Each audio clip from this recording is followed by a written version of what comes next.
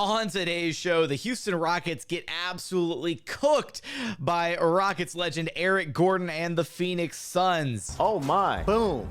Another one. That was sweets to see. It was not sweets to see. Why the defensive game plan didn't work against Kevin Durant. Jalen Green's shot returns sort of in this game. Cam Whitmore with some early rotation minutes with no Dillon Brooks in the lineup. We're going to talk about it all coming up right here on Locked On Rockets. This is Mission Control, Houston. Ignition sequence start. Throw it up to Jalen Green. Sengun here in the short row. Oh my, that's the no look. Jabari for three and the win. Yeah! Look at Tari, Eason. Here comes Tari. No! T-minus 15 seconds. Guidance is internal. The Houston Rockets select Thompson and Cam Whitmore. One thing I have never done is not made the playoffs, and so we want to take that step here as well. 6, 5, 4, 3, 2, 1.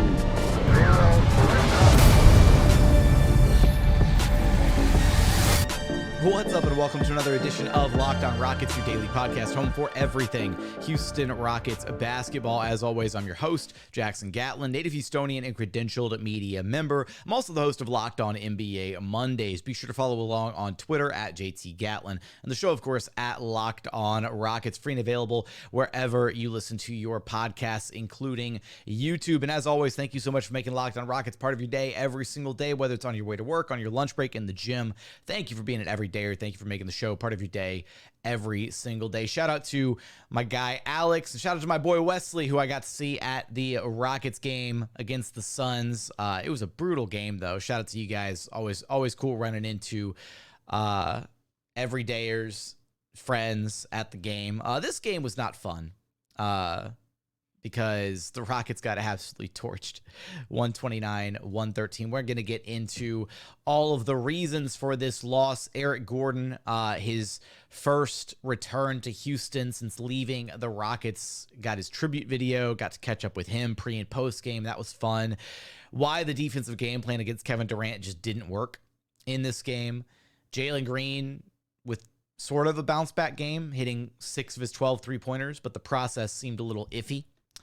Cam Whitmore with some rotation minutes, no Dillon Brooks in the lineup, and Jabari Smith Jr. got hurt, so the injury bug is starting to bite the Rockets. Now, first, today's episode is brought to you by Prize Picks, the easiest and most exciting way to play daily fantasy sports. Go to prizepicks.com/LockedOnNBA and use code all lowercase LockedOnNBA for a first deposit match up to $100. Look, this game, the man of the hour in this game was none other than former Houston Rockets legend Eric Gordon, who made his first return to Houston since leaving the team last season. And because it was weird last season, right? He gets traded to the Clippers, and the Rockets have played all their matches against the Clippers last season, so you didn't see Eric Gordon last year. Then he leaves the Clippers, signs with the Suns in free agency. And this was his first time back in Houston since leaving the organization. 7 years spent with the Houston Rockets. Some years spent winning, some years spent losing. And he was a big reason for this loss, man. He torched the Rockets. 27 points, 10 of 15 shooting, 7 of 11 from three-point land. It was a little ridiculous to watch Eric Gordon just step back in and completely own this Rockets team. Look, he's familiar with the rims in TC, right? Makes sense. He even had that one play against Jalen Green where he blocked him not once but twice on the same possession, and that felt maybe like there was a little something personal there. Just a couple of years of frustration let out on the court where he was like, "All right, here we go." But no, it was good catching up with EG before the game. He said that Houston's always a special place, that Houston is home to him, and that he really wishes that they could have won a championship here, which, hey, me too, EG, right? Like, that team was so close. And so having to play against him was interesting, right? And the Rockets did light up post-game, even though they had just gotten cooked by him, right? Jalen, Jae'Sean, they lit up when I asked them about, what it was like going against their former vet, EG. They were like, it's all love there. There was a little cross chatter maybe going on during the game, but the reason Eric Gordon was able to get going the way that he was, and the reason the Rockets lost this game, was they didn't execute their defensive game plan very well against Kevin Durant. They did not want KD to be a scorer in this game, and he kind of got going later in the game as they adjusted their defensive game plan. But early on, they were aggressive against KD. They sent double teams at him. They forced the ball out of his hands. They turned him into a facilitator. And that was their idea of how they wanted to defend Kevin Durant. Now, the problem is they turned him into a facilitator, and credit to KD. He did a great job, releasing the basketball, getting rid of the ball at the right moment, and giving his teammates ample time to, I guess, keep the Rockets defense in rotation or to get a shot up. And it led to a career high. He tied his career high, 16 assists for KD. He's one of the best 5 basketball players in the entire NBA, right? Like, he's capable of doing it a variety of ways. He can either score and break you down that way. He can pass and break you down that way. And Ime Udoka cited the fact that the Rockets did a poor job of closing out on shooters, that they had short closeouts on the 3-point shooters for the Suns. So you had a bunch of different guys get going from downtown. Nurkic hit a 3. EG hit a bunch of 3s. Grayson Allen hit a couple 3s. Devin Booker really didn't, have it going from deep in this game, but it was the short closeouts specifically on Eric Gordon that did not match their defensive game plan. They were supposed to close out hard, turn him into a driver, force him into the paint, and they didn't do that. So they turned Kevin Durant into a facilitator, and KD sliced up the Rockets when they did that. And then as the game progressed, they tried their best to maybe, rein it in a little bit there. Phoenix got going, especially in that second quarter, the 43-31 quarter. That's where it really, the lead kind of exploded. The Rockets played them okay in the first quarter, 30-24. Then you had that second quarter where the Suns were plus 12, and Kevin Durant was just dicing up the defense. And then in the second half, the Rockets tried to adjust a little bit, and they peeled away from the aggressive double teams against KD, and it looked a little bit better. They kind of forced Kevin Durant to try to beat them one-on-one. Tari Eason, I thought, did a phenomenal job in some of his coverages on KD, and even Jae'Sean Tate, did a decent job one-on-one against KD.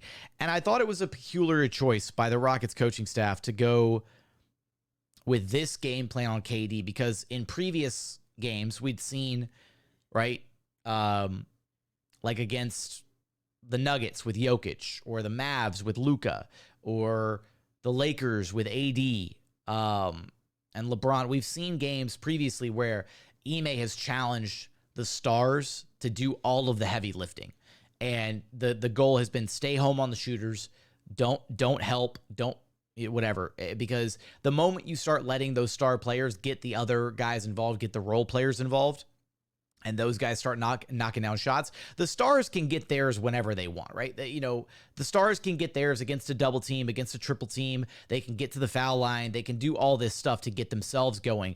It's really dangerous when you let the stars get the other players going. And that's where I thought the misstep was in the game plan here against the Suns, was forcing KD to be a facilitator. Okay, kind of works in theory, but then too many role players get going for the Suns, right? Grayson Allen hits a few shots. Eric Gordon hits a ton of shots. And then at that point, when they did decide to peel it back, and they were like, oh, okay, well, these guys are hitting shots. Now we're going to hone in and maybe try to make Kevin Durant beat you one-on-one. And KD's very capable of that. So I didn't really like the game plan. It didn't really make a lot of sense to me. I would have rather seen them just, force Kevin Durant to beat you in isolation. The Rockets have a number of quality defenders that they could throw at KD. You could throw Jabari, you could throw Tari, you could throw Jae'Sean. Even without Dillon Brooks in the lineup, they have a versatile array of defenders. Even Jeff Green, right, for limited stretches. KD's old running mate. You could throw all those guys at Kevin Durant and try to change it up there to make him uncomfortable, or make him just work harder for his shots, whereas instead you throw the double teams at him, and the Suns got a ton of wide open looks very early on because of it, and that's what got going, got guys like Eric Gordon going in this game, and that's why the Rockets lost. They didn't execute their defensive game plan properly against KD, and they were still kind of in this one, despite the fact that they didn't have Dillon Brooks, despite the fact that they didn't perform their best defensive game plan this season. The Rockets now 0-9 this year when they allow more than 120 points scored. So this is a Rockets team that when they don't defend, they don't win games. It's that simple. And this was one of their worst defensive performances executing their defensive game plans so far this season. Coming up, do you want to talk about some of the individual performances from this game? Jalen Green with his shot sort of returning in this one. Cam Whitmore with some rotation minutes. And what this Rockets team is going to unfortunately have to look like these next few games now that they're without Dillon Brooks and also without Jabari Smith Jr., who suffered an ankle sprain in this game. We're going to get there in just one moment. First, today's episode is brought to you by eBay Motors. Our partners at eBay Motors have teamed up with Locked On Fantasy Basketball host Josh Lloyd to bring you some of the best fantasy picks each and every week all season long. So whether you're prepping for a daily draft or scouting the waiver wire, every week we're going to provide you players that are guaranteed to fit on your roster. So let's see who Josh has picked out for us on this week's eBay's Guaranteed Fit Fantasy Picks of the Week. And here we've got a couple Houston Rockets legends that we get to highlight. Dante Exum. Jason Kidd said that when healthy, the Mavs are still planning on starting Exum. His shooting is probably going to regress, but that role is enticing. It allows him to produce at a high level, and producing is certainly what he's doing for the Dallas Mavericks right now. And then on the other side, Isaiah Hartenstein. It looks like Mitchell Robinson is out for the rest of the season for the New York Knicks, and Isaiah Hartenstein is the clear add if he is available. So Isaiah Hartenstein, Dante Exum, a couple guys you want to keep your eyes out for in your fantasy league. And look, Josh Lloyd from Fantasy Basketball is going to help you win your fantasy championship, and eBay Motors knows that a championship team is about each player being a perfect fit, same as with your vehicle. So with over 122 million parts to choose from for your ride or die, you can make sure your ride stays running smoothly. Brake kits, LED headlights, roof rack, bumpers, whatever your car needs, eBay Motors has it. And with eBay Guaranteed Fit, it's guaranteed to fit your ride the first time, every time, or your money back. Plus, at these prices, you're burning rubber, not cash. Keep your ride or die alive at ebaymotors.com. eBay Guaranteed Fit available to U.S. customers. Eligible items only. Exclusions apply.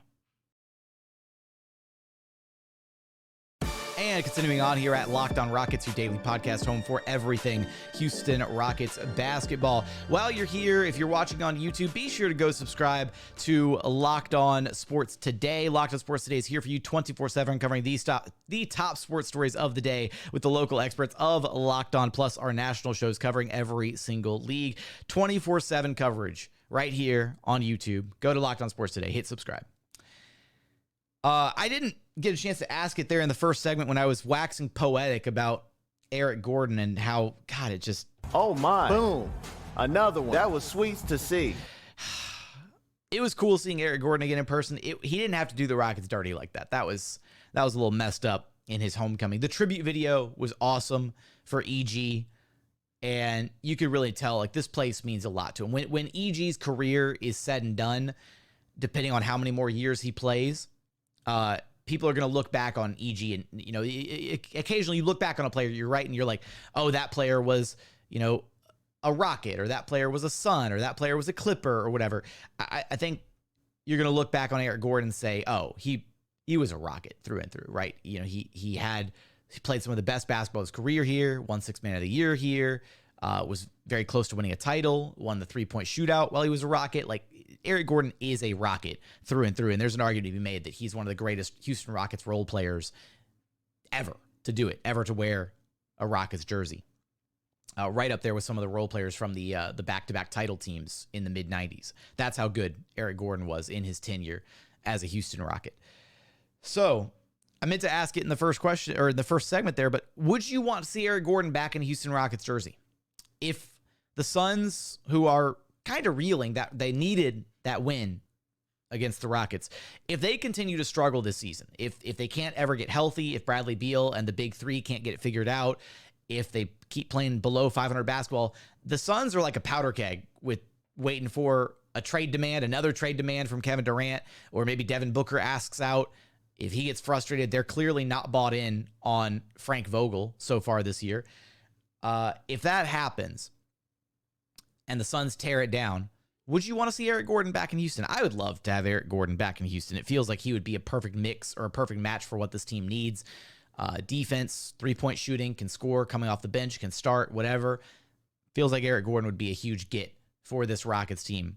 That begs the question of where you'd get him his minutes. So let's talk a little bit about the two guard that the Houston Rockets do have. That's Jalen Green. And I will say it was a pleasant surprise to see Jalen Green just able to put the ball in the basket again. As simple as it is, as bare bones as that analysis is, sometimes you just got to see the ball go through the hoop. Jalen finished with 23 points on 8 of 20 shooting, so a largely inefficient night. 6 of 12 from downtown. More on that in a second. He was 1 of 2 at the charity stripe. Had 5 rebounds, had 3 assists, had a steal, a couple turnovers. This game felt clunky, weird, because nobody really had it going offensively in this game. Having to sub in Jae'Sean Tate into the starting lineup kind of messes up the Rockets' spacing a little bit. Losing Dillon Brooks, first and foremost, is a huge loss for this team. I said it earlier this season. It bears repeating. This team is not built to be missing any of its key contributors. The moment one of its key contributors go down, you feel it. This team does not have a ton of depth to where you can afford to be missing key guys. So missing Dillon Brooks, who is your best defender and arguably your third best offensive player this season, I mean, the Rockets felt it in this game. And they felt it with the way that the spacing looked offensively. Because, again, Jae'Sean Tate is not a guy that teams honor as far as shooting is concerned. Teams are still ignoring Alperen Sengun at the three-point line. So Jusuf Nurkic, deep drop, covering up everything at the rim. So the shots that Jaylen Green was getting, he hit his first 2. He hit his first 2 middies of the game. Nurkic was in a deep drop. Jaylen Green read the defense, knocked down the 2 middies. Cool. Good start for Jaylen Green. He proceeds to, knock down his threes. And the process there was what was a little iffy to me, because Jaylen is a guy who can get his shot whenever he wants. He can pull up from anywhere on the floor, and he can take wide open shots. He can take contested shots. He can shoot it from anywhere on the floor whenever he wants to. And that's why the process felt a little kind of in this game, because he missed some of the wide open threes that he was getting, and he knocked down some of the threes where he had a hand in his face, where it was just kind of I don't want to call it a heat check, but just like a pull up, like, okay, there's a defender in front of me. So what? I'm just going to take this 3. And look, nobody else had it going really offensively in this game. Alp was the only other guy who was putting the ball in the bucket, really. It was just a really off night. This team playing on the second night of a back-to-back, shorthanded, missing Dillon Brooks, missing Jabari Smith Jr. to close out this game, who left the game due to an ankle sprain, which with Jabari on that note, I mean, he completely just limped off the court. And thankfully it didn't look like it was anything serious. A lot of people were worried it was like an Achilles injury or something. So it's not that. And in the Rockets locker room, he was not wearing like a walking boot or anything. We haven't gotten any additional updates. Ime Udoka did not have an update. The Rockets did not practice Thursday, so we have no idea what's going on with Jabari. But he was not in a walking boot after the game, and that's usually a good sign. So I'm sure he's going to be okay. It just sucks to have lost him, because that's two of your 5 starters in Dillon Brooks and Jabari Smith Jr., who are probably going to miss a little bit of time here. And I really kind of feel like on the second night of a back-to-back, where you don't have Dillon, Tari was a game-time decision, and he was able to play, thankfully. Then you lose Jabari. I don't know. It just almost feels like the Rockets could have just chalked this up to a schedule loss and just rested all their key guys, because Alperen Sengun looks like he is out of it, needs rest. Tari is a game-time decision every night because he's trying to rest up his leg and because it'll be an issue he's dealing with throughout the season. Fred desperately needs some rest. So, I don't know. This game, they kept kind of chasing this game, and I saw a lot of Rockets fans saying that Ime Udoka gave up too early in this game in the fourth quarter, whereas I would argue that he didn't give up soon enough. That this was just one where you look at it and you're like, you know what? Schedule loss, take the L, and move on to the next game. That's where I'm at. I would have rather seen the Rockets just chalk this one up, second night of a back-to-back schedule loss. Let the young guys go out there, let Amin, let Cam get a bunch of run, bring back up the G League guys, and just do that for a game so that you can be rested, recouped, all that for the rest of this homestand. Now that you don't have Jabari, it's going to be even tougher. So I don't know. That's weird sidebar, weird tangent. But with Jaylen, I don't know how I got off on that tangent while talking about Jaylen, but I hope that this game can be at least the game where like seeing the ball go through the hoop can help him get out of the slump that he's in. Because at some point, right, it's mental. He's got to overcome it. It wasn't a great game, right? He missed every shot inside the 3-point line aside from those first two. So he missed 6 more shots. After nailing his first 2 middies, he missed all 6 of his other shots inside the paint. The driving game, still not there. It felt a little rough around the edges. And I know he knocked down his threes, and I'm grateful for that. But even then, again, he didn't knock down some of the wide open ones. He did knock down some of the contested ones. The process just didn't feel great for Jaylen. And that might seem harsh. That might seem overly critical. That might seem like nitpicking. Oh, but he had 23 points. Cool. He had 23 points. And the Rockets lost by double digits because they weren't defending in this game. So it's hard to take a lot from this one. It's really hard to take anything from this game. It's kind of just one of those ugly games. But one of the things that I do want to highlight from this one were the minutes from Cam Whitmore. Because Cam Whitmore is playing like a guy who clearly wants a spot in the rotation. And I think especially now with no Dillon Brooks for the foreseeable future, no timetable yet, with no Jabari moving forward, Cam Whitmore is the guy who should absolutely be getting rotation minutes. And we're going to talk about what we saw out of him in this game and final thoughts from this one coming up in just a moment. First, today's episode is brought to you by PrizePicks.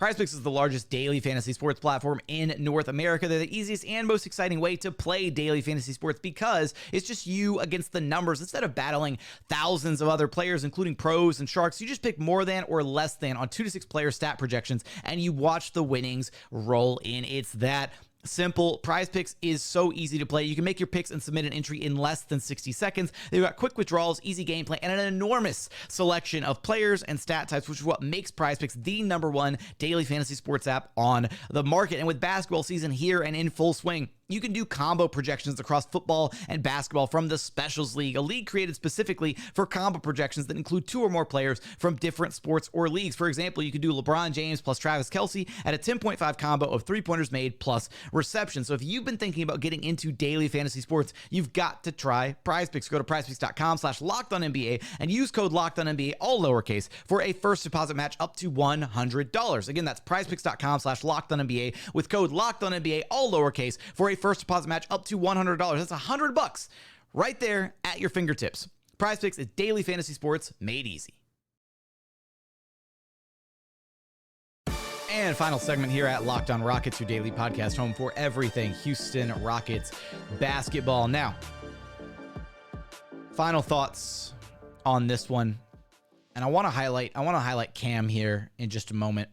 And I will say that, sometimes it just boils down to, like a team is just going to be better than you. And it felt like the Rockets, again, they've got such a slim margin for error this season. So when you're without DB, again, your best defender, your third best offensive player, you're missing him. And then it messes up the rotations because then you have to put Jae'Sean Tate in. And for everybody who was clamoring, for all the Rockets fans who were like, why is Tari Eason not starting? It likely had to do with a minutes issue, right? Where if you want to keep Tari Eason below a certain minute threshold, right, somewhere in that 20 to 25 range and not completely overburden him on the second night of a back-to-back, it's a lot harder to do if you start him. It's a lot harder to do if he's got to play a solid, 7-8 minutes straight, at the top of the first quarter, or even longer than that, 10, 12 minutes, whatever. And then the rotation, the substitution patterns, all that. So while I don't necessarily agree with the idea to start Jae'Sean Tate, I would have absolutely started Tari Eason. If you're going to play him, right? If you're going to play him, go all out with it. And if you have to pull him later. If the doctors are saying, hey, he's at 25 minutes and he can't keep going, then you cross that bridge when you come to it later in the game.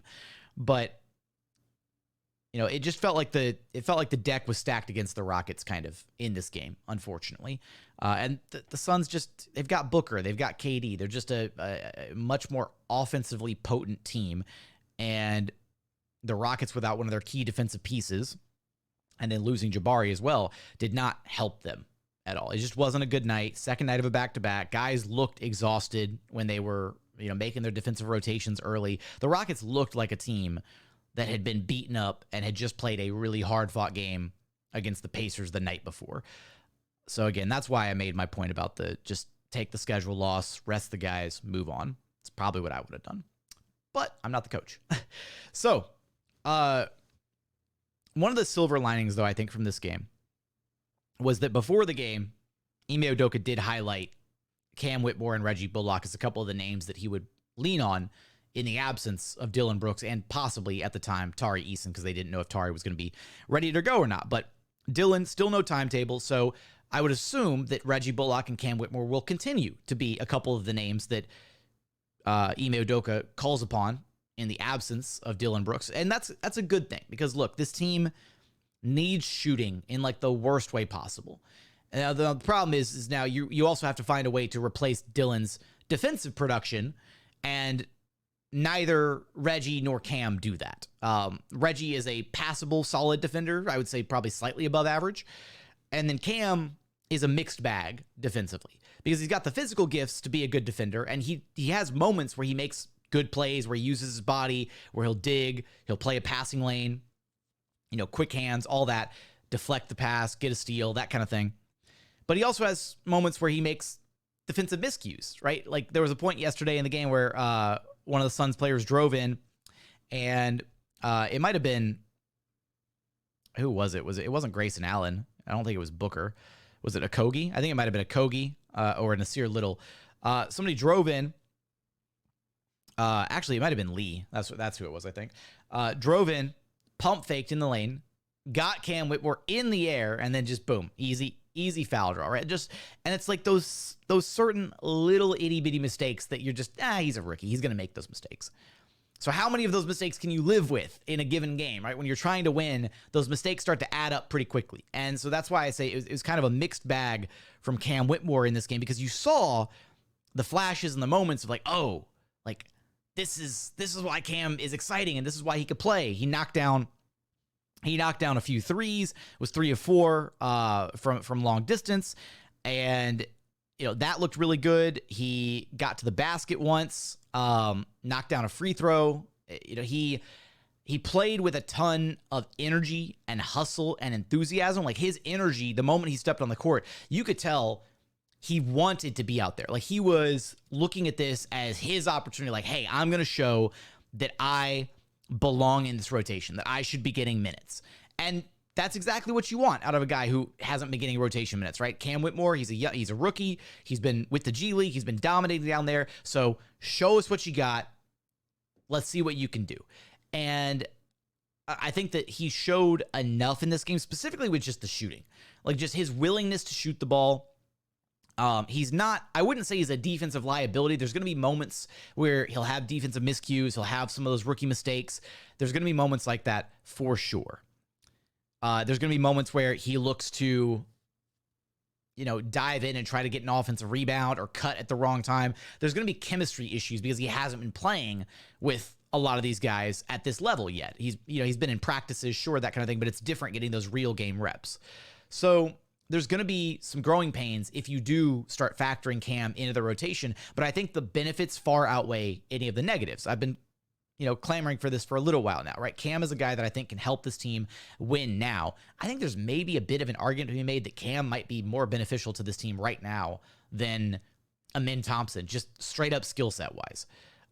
Because Amin still has a very long way to go. He's really raw. There's still moments where you see the flashes, where you see the vision on display. You see his ability to drive. You see, everything that's there that makes him such an enticing and exciting prospect. But it's just going to take a little bit of time to put all of that together. So I did like that, the Rockets got kind of an extended run, an extended look at those two guys again. And I like that Ime Udoka, at least gave him a chance to be in the rotation, getting some first quarter minutes. And it was kind of weird there in that fourth quarter when it was officially kind of, quote unquote garbage time, that Aaron Holiday kind of took it upon himself to just kind of, be the number one option on the floor with that bench unit. And it would have been kind of nicer to see more of the offense being run by or flow through Amin and Cam during those garbage time reps, because we know what Aaron can do, right? He doesn't have to go out there and ball out to secure minutes, but it kind of felt like it was, and credit to, I believe, Rahat Red 94, who said this on social media, it kind of felt like it was an open audition for the 2-guard minutes, right? Where this team is trying to figure out what its rotation is going to be moving forward. We don't know what the status of Jalen Green is going to be. Yes, he bounced back and hit 6 threes in this game, but the process still didn't feel great. So I think Aaron Holiday is pretty safe in the Rockets rotation. I don't imagine that his minutes would be reduced. I don't imagine that he'd get a lesser role. Aaron Holiday's been an amazing piece of this Rockets rotation, but it kind of felt like that fourth quarter where these guys, Aaron, Amin, Cam, they're all trying to showcase, hey, this is why I should be in the rotation.